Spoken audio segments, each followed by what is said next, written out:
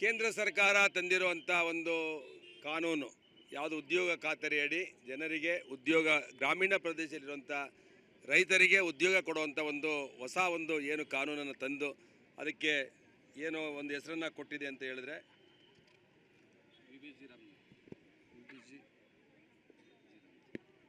ಒಂದು ರಾಮ್ಜಿ ಹೆಸರಲ್ಲಿ ಒಂದು ಹಿಂದೆ ಇದ್ದಂಥ ನರೇಗಾ ಹೆಸರನ್ನು ಬದಲಾಯಿಸಿ ರಾಮ್ಜಿ ಅಂತ ಹೆಸರಲ್ಲಿ ಒಂದು ವಿಜಿ ರಾಮ್ಜಿ ಹೆಸರಲ್ಲಿ ಒಂದು ಉದ್ಯೋಗ ಖಾತ್ರಿ ಯೋಜನೆಗೆ ಒಂದು ಹೊಸ ಹೆಸರನ್ನು ಕೊಟ್ಟಿದ್ದಾರೆ. ಇವತ್ತು ಇದಕ್ಕೆ ಒಂದು ವಿಶೇಷ ಅಧಿವೇಶನವನ್ನು ಇವತ್ತು ಕಾಂಗ್ರೆಸ್ ಸರ್ಕಾರ ಇವತ್ತು ಕರೆದಿದೆ. ಇದು ಒಂದು ಶಾಲೆಗಳ ಬಗ್ಗೆ, ಆಸ್ಪತ್ರೆಗಳ ಬಗ್ಗೆ ಒಂದು ವಿಶೇಷ ಅಧಿವೇಶನ ಕರೀರಿ ಅಂತೇಳಿ ನಾವು ಭಾಳ ಸಲ ಕೂಡ ಒತ್ತಾಯ ಸರ್ಕಾರಕ್ಕೆ ಮಾಡಿದ್ದೇವೆ. ಆದರೆ ಅವರಿಗೆ ಒಂದು ಬಡವರಿಗೊಂದು ಒಳ್ಳೆಯ ಶಾಲೆ ಕಟ್ಟೋದು ಬೇಕಾಗಿಲ್ಲ, ಬಡವ್ರಿಗೊಂದು ಒಳ್ಳೆಯ ಆಸ್ಪತ್ರೆ ಕಟ್ಟೋದು ಬೇಕಾಗಿಲ್ಲ ಈ ಸರ್ಕಾರಕ್ಕೆ.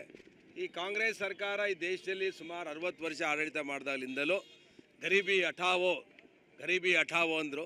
ಇವತ್ತು ಈ ರಾಜ್ಯದಲ್ಲಿ ದೇಶದಲ್ಲಿ ಬಡತನ ಹೋಗಲಿಲ್ಲ. ಇವತ್ತು ಗಾಂಧೀಜಿ ಹೆಸರನ್ನು ಬದಲಾವಣೆ ಮಾಡಿದ್ದೀರಾ ಅಂತ ಹೇಳ್ತಿದ್ದಾರೆ. ಇದಕ್ಕೆ ಮುಂಚೆ ಜವಾಹರ್ಲಾಲ್ ನೆಹರು ರೋಜ್ಗಾರ್ ಯೋಜನೆ ಇತ್ತು. ಅದಾದಮೇಲೆ ಸುಮಾರು 4-5 ಬಾರಿ ಯೋಜನೆಗಳಿಗೆ ಹೆಸರುಗಳನ್ನು ಬದಲಾವಣೆ ಮಾಡಿದ್ದಾರೆ.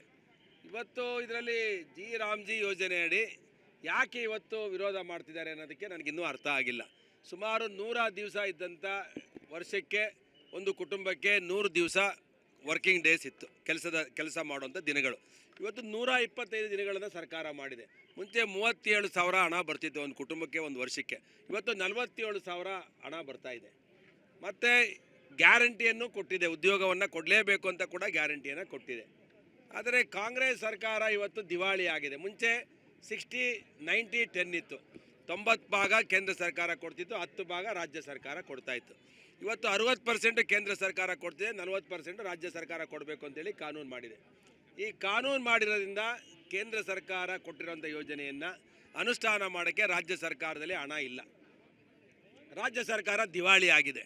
ಇವತ್ತು 5,000 ಗೃಹಲಕ್ಷ್ಮಿ ಯೋಜನೆಯಡಿ ಹೋದ ವರ್ಷ ಬಡ್ಜೆಟಲ್ಲಿ 5,000 ಕೋಟಿನ ನುಂಗಿ ನೀರು ಕುಡಿದವ್ರೆ. 5,000 ಕೋಟಿ ಕೊಡಲಿಲ್ಲ, 2 ವರ್ಷದ ದುಬ್ಬಾಗಿರಿಸ್ಬಿಟ್ರು. ಅದನ್ನೇ ನಾವು ಲಕ್ಷ್ಮೀ ಹೆಬ್ಬಾಳ್ಕರ್ಗೆ ಅಸೆಂಬ್ಲಿಯಲ್ಲಿ ಕೇಳಿದ್ರು ಬೆಳಗಾವಿ ಅಧಿವೇಶನದಲ್ಲಿ. ಅವತ್ತು ಅವ್ರಿಗೆ ಸುಳ್ಳು ಹೇಳಿ ಸಿಗಾಕೊಂಡು ಕ್ಷಮೆ ಕೇಳಿದ್ರು. ಇವತ್ತು ಸರ್ಕಾರ ಯಾಕೆ ಇದನ್ನು ಮಾಡಿದೆ ಅಂತ ಹೇಳಿದ್ರೆ, ಗ್ರಾಮೀಣ ಪ್ರದೇಶದಂಥ ಹಳ್ಳಿಗಳು ಇನ್ಫ್ರಾಸ್ಟ್ರಕ್ಚರ್ಸ್ ಡೆವಲಪ್ ಆಗಬೇಕು. ಒಂದು ಗ್ರಾಮದಲ್ಲಿ ಶಾಲೆ ಕಾಂಪೌಂಡ್ ಇರ್ಬೋದು, ಅಂಗನವಾಡಿ ಕಟ್ಟಡ ಇರ್ಬೋದು, ಅಲ್ಲಿರುವಂಥ ಕೆರೆಗಳಿರ್ಬೋದು, ವಾಟರ್ ರೀಚಾರ್ಜ್ ಇರ್ಬೋದು, ಕೆರೆ ಕಟ್ಟೆಗಳಿಗಿರ್ಬೋದು, ಎಲ್ಲವನ್ನ ದೇಶದ ಆಸ್ತಿ ಆಗಬೇಕು. ವಿಕಾಸ್ ಅಂದರೆ ಇಡೀ ಗ್ರಾಮ ವಿಕಾಸ ಆಗಬೇಕು ಅಂತೇಳಿ ನರೇಂದ್ರ ಮೋದಿಯವರು ಒಂದು ಕನಸನ್ನು ಕಂಡು ರಾಜ್ಯ ಸರ್ಕಾರಕ್ಕೆ ಒಂದು ಜವಾಬ್ದಾರಿಯನ್ನು ಕೊಟ್ಟು 40% ನೀವು ಕೊಡಲೇಬೇಕು, ನೀವು ಕೊಟ್ಟರೆ ಅದನ್ನು ರಿವ್ಯೂ ಮಾಡ್ತೀರಾ ಮತ್ತು ಅದನ್ನು ಅನುಷ್ಠಾನ ಮಾಡ್ತೀರಾ, ಅದರಲ್ಲಿ ಭ್ರಷ್ಟಾಚಾರ ಮಾಡೋದಕ್ಕೆ ಬಿಡೋದಿಲ್ಲ, ಕಳಪೆ ಕಾಮಗಾರಿಗೆ ಬಿಡೋದಿಲ್ಲ ಅಂತೇಳಿ ರಾಜ್ಯ ಸರ್ಕಾರಕ್ಕೂ ಜವಾಬ್ದಾರಿ ಹಾಕಿ 60-40 ರೇಷದಲ್ಲಿ ತಂದಿದ್ದಾರೆ. ಇನ್ನು 30% ರಾಜ್ಯ ಸರ್ಕಾರಕ್ಕೆ ಎಕ್ಸ್ಟ್ರಾ ಆಗುತ್ತೆ. ಇವತ್ತು ರಾಜ್ಯ ಸರ್ಕಾರ ಯಾಕೆ ಇದನ್ನು ವಿರೋಧ ಮಾಡ್ತಿದೆ ಅಂದರೆ, ರಾಜ್ಯ ಸರ್ಕಾರದಲ್ಲಿ ಹಣ ಇಲ್ಲ, ದಿವಾಳಿ ಆಗಿಬಿಟ್ಟಿದೆ. ಅದಕ್ಕೆ ಈ ಬಿಲ್ ತಂದವ್ರೆ. ಇದು ಪಾರ್ಲಿಮೆಂಟಲ್ಲಿ ಅನುಮೋದನೆ ಆಗಿದೆ, ವಿಧೇಯಕ ಪಾರ್ಲಿಮೆಂಟಲ್ಲಿ ಮಂಡನೆ ಆಗಿ ಬಿಲ್ಲಾಗಿ ರಾಷ್ಟ್ರಪತಿಗಳು ಅಂಕಿತ ಹಾಕ್ಬಿಟ್ಟಾದಮೇಲೆ ಆ ರಾಜ್ಯಪಾಲರನ್ನ ಕರ್ಕೊಂಬಂದು ಈ ಬಿಲ್ಲು ಸರಿಗಿಲ್ಲ, ರಾಷ್ಟ್ರಪತಿ ಅಂಗೀಕಾರ ಆಗಿರೋದನ್ನ ರಾಜ್ಯಪಾಲರು ವಿರೋಧ ಮಾಡೋಕ್ಕಾಗುತ್ತಾ? ವಿಧೇಯಕ ಅಂಗೀಕಾರ ಆದಮೇಲೆ ಇದನ್ನು ವಿರೋಧ ಮಾಡೋಕ್ಕೆ ರಾಜ್ಯಪಾಲರಿಗೆ ಹೇಳಿದ್ರು, ಅವ್ರ ಭಾಷಣದಲ್ಲಿ ಓದಿಲ್ಲ. ಅದಕ್ಕೆ ರಾಜ್ಯಪಾಲರು ಯಾವ ರೀತಿ ಹೋದರು ಅಂತ ಹೇಳಿದ್ರೆ, ರಾಜ್ಯಪಾಲರಿಗೆ ಭಾಷಣ ಮಾಡೋಕ್ಕೆ ಕಾಂಗ್ರೆಸ್ಸಿನ ಗುಂಡಾ ಶಾಸಕರು ಕೆಲವರು ಅವ್ರಿಗೆ ಧಮಕಿ ಹಾಕಿ ಬಂದಿದ್ದಾರೆ ಅಂತ ಅನಿಸುತ್ತೆ.